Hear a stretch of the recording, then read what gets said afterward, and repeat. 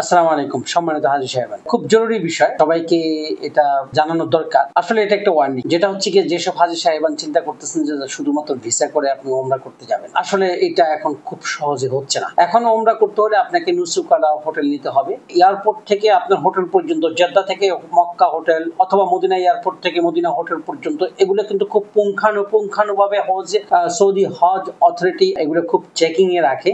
তো যার কারণে আপনারা খুবই বিপদে পড়ে যাবেন, এখন অলরেডি বিপদে পড়ে যাচ্ছে। এরকম অনেক মানুষ আছে এয়ারপোর্টে গাড়ি পাচ্ছে না এবং এয়ারপোর্ট থেকে মক্কা হোটেলে যাওয়ার পরে তাদের অন্য গাড়ি করে নিয়ে যাচ্ছে, পরবর্তীতে এটা কিন্তু জরিমানা আসতেছে। এরপরে আসতেছে আরেকটা সমস্যা হচ্ছে যেমন ধরেন হোটেল না করে যাওয়া।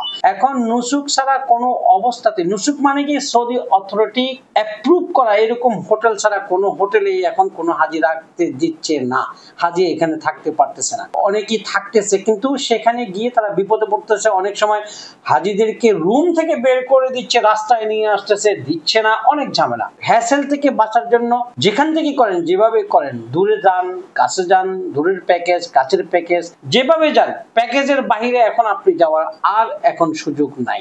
এটা আসলে ওয়ার্নিংটা, এটা এই বিষয়টা কোনো অবস্থাতেই আপনি ভিসা নিয়ে ওমরা করতে যাবেন, আপনি বিপদেই পড়বেন। এই বিপদ থেকে বাঁচার জন্য অবশ্যই আপনি প্যাকেজ করে নেবেন। আলহামদুলিল্লাহ, আপনি আল্লাহর ঘরে যাবেন, ইবাদত বন্দেগী করবেন, একবার নিশ্চিন্তে ইবাদত বন্দেগী করতে পারবেন। আসসালামু আলাইকুম রাহমাতুল্লাহি ওয়া বারাকাতুহু। এনজেড ফাউন্ডেশন আপন জনের মতো নিরবিচ্ছিন্নভাবে পাশে থাকে।